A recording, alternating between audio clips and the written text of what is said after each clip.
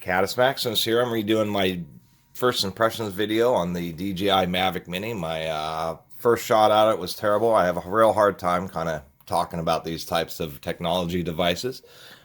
It does get my cat in there. Surprisingly enough, this thing is quiet enough where it doesn't scare the cat. She actually thinks it's some kind of a bird and is really curious. Whenever I land it, she's kind of swatting at it, seeing what it's all about, and wondering why it doesn't have any animal smells. I really like how this performs. It is a bit expensive for what is they call the Fly More combo, which is a set that comes with this carrying case and this battery charger and 2 extra batteries. And it's what I think they should sell as a baseline, because they have a cheaper set that's $400. They were supposed to be even cheaper than that, but the tariffs made them go up essentially $50 for both sets. But the cheaper $400 one is just a drone, the remote, and 1 battery. And apparently it doesn't even come with a charging brick. And I think that's cutting people a little bit short. This indeed will stay in the air. I tend to treat my batteries more friendly, and I don't fly until it's down to 10%. And you still get 20 minutes. It does have a 3-axis ball bearing linear motor gimbal, which I really like, and I'll just do a close-up. There is really quite a bit of technology going inside this, and so I really like it quite a bit. The software is pretty decent. I do use an old phone that doesn't have cell phone, doesn't have network service, and so I just am able to update periodically through Wi-Fi, and always recommend updating these. I've had a real great experience with this. The gimbal, the camera has been, I would like a better camera, of course, but it's for everything that they're selling you. I think it's been really good.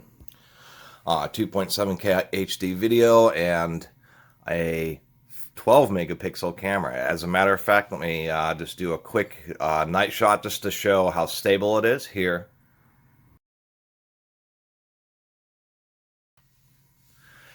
And so that's just an example of at night where you have a slow shutter speed, and this is an aircraft flying in the air, and you can see that there just isn't any shaking. So it's really, really surprising.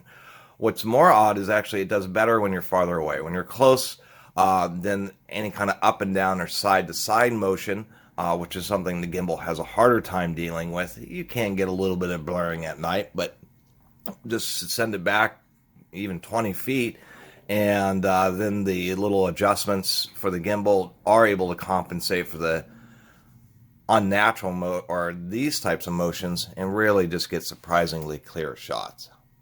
I made sure everything is updated, and I haven't encountered any of the issues. One thing I did learn is that these have a special high-resolution motion sensor and gyroscope called an IMU, and it's temperature sensitive. There's an offset. So if you're going to be flying this in cold weather, I'd recommend recalibrating the IMU when the drone's a little bit colder. Not freezing, but you'll have a little bit better luck.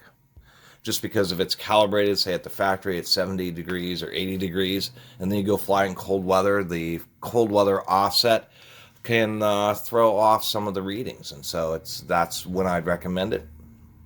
I just want to put that in there. I think the fit and finish is overall pretty good. I've had great experience with the range. I think the remote's plenty high quality, except for the fact that it's designed for just the thinnest of phones. I use this with the Galaxy S6, and with this little case and screen protector, it's 8.5 millimeters or 5/16 thick, and it barely fits in the little wedges here, so they could have redesigned that. They were trying to make it low profile, but it makes it a little bit awkward. I also found that using a phone that actually has bezels is easier with this, just because you can reach over and tap the screen easier. It has metal arms. I like that a lot. That have really stiff resistance on them, and holds up pretty well. I just wish they would have put felt around the balls here so particles didn't want to get inside the remote. Also, I should say that it's a lot quieter than so many drones. They're just too big, and they have such big props. They sound like remote control airplanes, with just so loud. This sounds like server fans that are a lower tone, and it's surprising because it doesn't even scare the cat. She actually thinks it's some kind of weird bird, because if I just do this, take off. She doesn't freak out. She actually thinks it's a bird, and I think it's going to attack it one of these days. I got to be careful with that.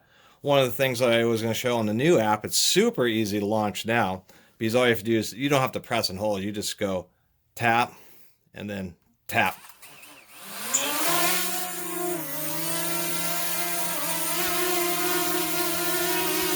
Let me adjust that. Here we are. So I do have some lights so you can see it better, and since it lights up the floor, it's able to use its optical sensor like a mouse to detect where it's at, and it's really super duper stable.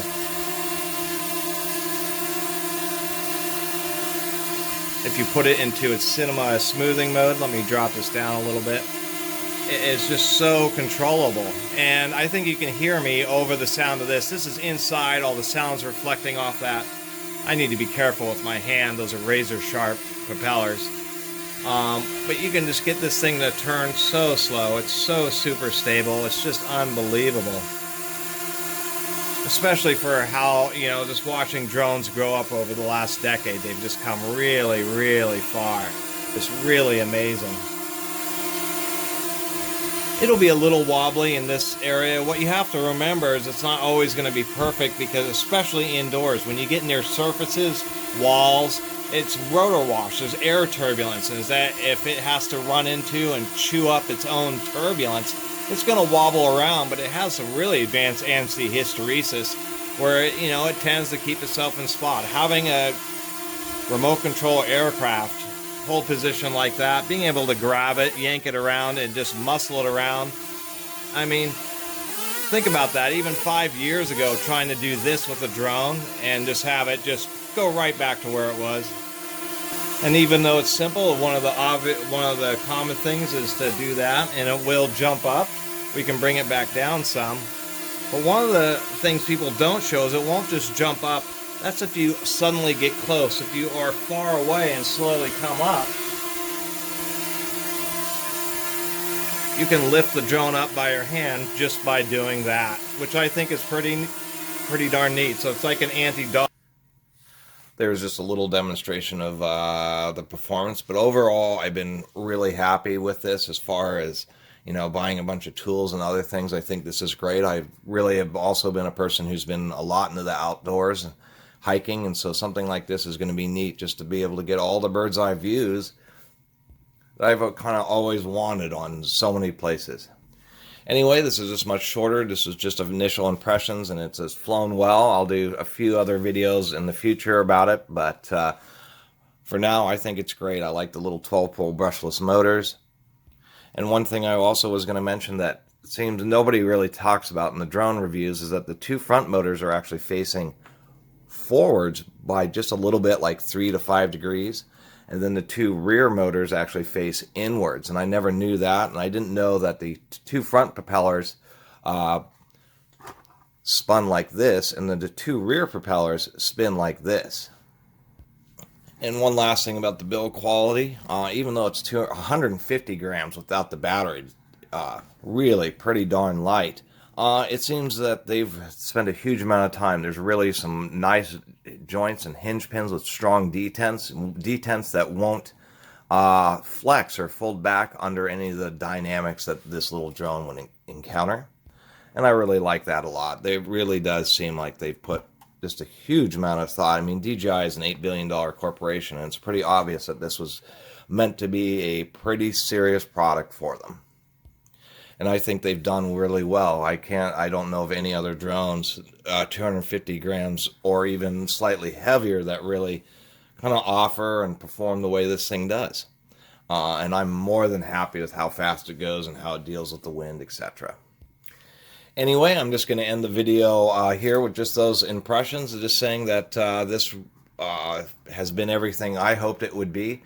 As a first-time drone owner, and you just got to be a little bit more technical and make sure everything's calibrated properly, especially when you get it new, and after it getting beat up from shipping. It's always a good idea to recalibrate.